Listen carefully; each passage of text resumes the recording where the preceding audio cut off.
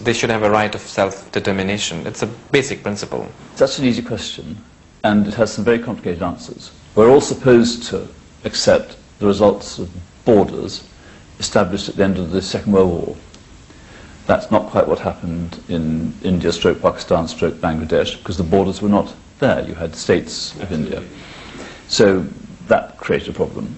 You've also had some of the worst conditions for people in the armed services, both in Pakistan and India, for decades. And to have that number of people, most of them young, out in an area which is inhospitable at best, and in winter is, say murderous is the wrong kind of expression, but it's a danger to life, and put it that way. And those people aren't there by choice, they're there because they joined the army and they're sent there. To lower the tension there is something that Britain can try to help with.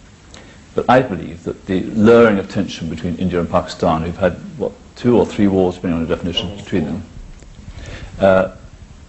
deserve the credit for coming to a better understanding themselves. And they did not really need either the United Nations or Britain as an old colonial power to say, come on friends, do this, do that, or do the other. Now, people do it because they can see the sense themselves. The problem that Pakistan has unfortunately been facing has been the journey towards democracy. Democracy keeps getting interrupted. It's like the tides, it sort of comes and up goes. And comes and goes. And luckily, now that we speak here in this institution of democracy in Britain, we are in Pakistan a democratic country. How do you see this change towards democracy? You represent the father of parliaments, you're a member here. Britain thrives on the principles of democracy. How do you as a British politician, a British parliamentarian, view the change towards democracy in Pakistan? I think it's far too soon to know. When the former President Musharraf in effect took control, that was popular because the elected politicians were unpopular. Pakistan is one of those countries, it's not the only one, where a number of people who've held high office end up being charged, go in front of the courts and receive sentences. Which are politically motivated most of the time. It's very difficult to say it's politics free, but there are worse countries, and there are countries way beyond what could be. If you held up a mirror to the Pakistanis, they could see some things about their own country which is better for them to say than for me to say. But I will say this. There are some countries far worse than Pakistan. But the journey towards democracy in Pakistan now, I mean, you've been watching, you've had visits by the Prime Minister of Great Britain, you've had our officials meeting, some of them here in the House of Commons. How do you see this change towards democracy? Is Britain hopeful that Pakistan is moving in the right direction? I think Britain would be. It's not me to give a government view. Of course.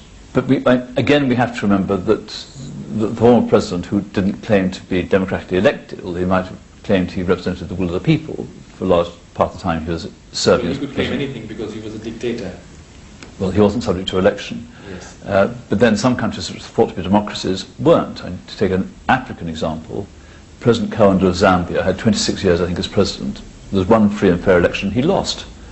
And he said cheerfully, as he left office, I give him credit for that, you win some, you lose some. Yeah. Part of democracy is saying to people in Government House, goodbye, thank you very much, please go and take a pension, please retire, please try again next time.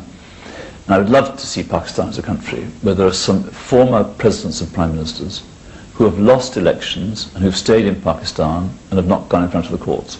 It's when you can say to, say, the present president, hypothetically, in 5 or 10 years' time, if he goes on standing for election, you've lost, friend, use your pension. All that would probably come with a maturity and evolution, the process of evolution in democracy. You in Britain have had hundreds of years to get where you have, and Pakistan's only been there 60 years or so. So I think the process is moving on in the right direction. In terms of developing stronger links between parliamentarians of Pakistan and parliamentarians of Great Britain, do you think it's a good exercise whereby people should interact? I think it's very important. And I've seen it across the border in India, where I've got to meet various people who are speakers of the states' parliaments and assemblies in India. I don't know the parts of Pakistan nearly as well.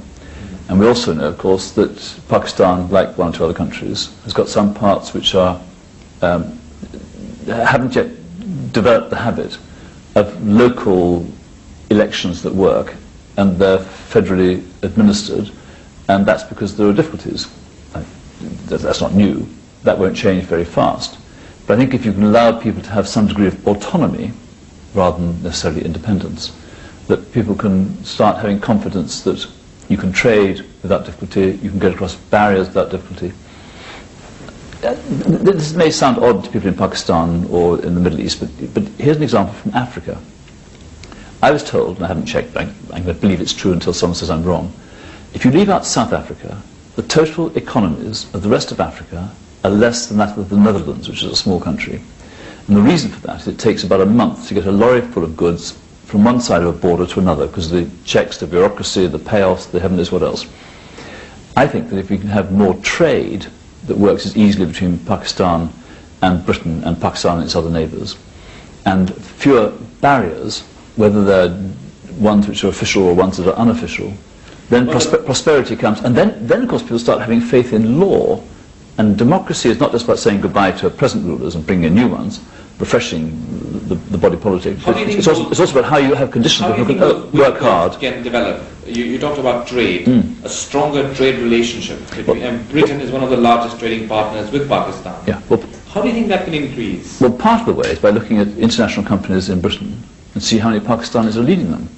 And for example, the person who's head of one of the well-known world brands of fizzy drinks for Europe and other parts is Pakistani. And when I went to a party at his house, not only was it a very good fizzy drink, but there were also very large numbers of people who are high up in airlines, who are high up in universities, who are Pakistani and international. In the same way, people in Britain have used to be being significant and being international. So stronger people-to-people contacts would be the answer in your view? And being chosen on merit in international recruiting pools. My wife, who was in the cabinet, is now a leading headhunter, and she meets people from around the world and has them being considered for very high posts. For example, someone from Africa has just been brought in to be Vice-Chancellor of a university she's involved in. That kind of mix. So I think if people in Pakistan are known not just for tourism, not just for family links of the people I've spoken about in my constituency and everybody else's, but also the people who, on merit, can go to and come out of the best training colleges, the best universities, and join the best companies and rise to the top. That it's just as interesting as for example, someone from Poland being Pope. You're in the world.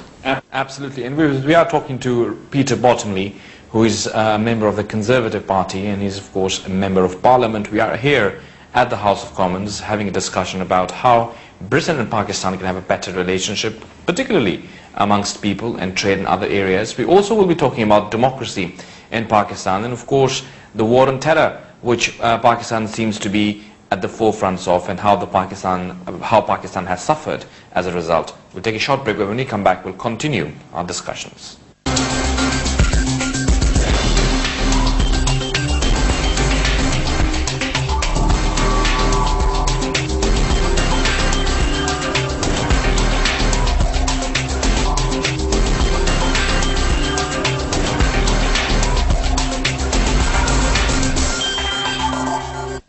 Welcome back, viewers. I welcome you once again to Insight with Javed Malik on this special program here from British Parliament in London, and we are talking today to Peter Bottomley, who is a Member of Parliament for a number of years. He represents the Conservative Party, and there are lots of assessments now that in the coming elections the Conservatives may win the election and form government. The last Conservative Prime Minister that we knew was Margaret Thatcher, and of course John Major afterwards. The current leader, David Cameron, seems to be quite enigmatic and quite charismatic. A lot is being expected of him. Whether they are reaching out to the Pakistani community, how the relationships with Pakistan will be with the Conservative government is something we'll talk about. But before that, we'll talk about terrorism and how Pakistan has been suffering as a result of the fighting the war on terror. Mr. Bottomley, of course, the whole world saw change after 9/11, and we saw this war on terror that started. Pakistan found itself in the forefronts, being next to Afghanistan, and has been involved supporting the world community shoulder to shoulder, however in some ways changing the whole demographic of the philosophy and the foreign policy at the time. But as a result,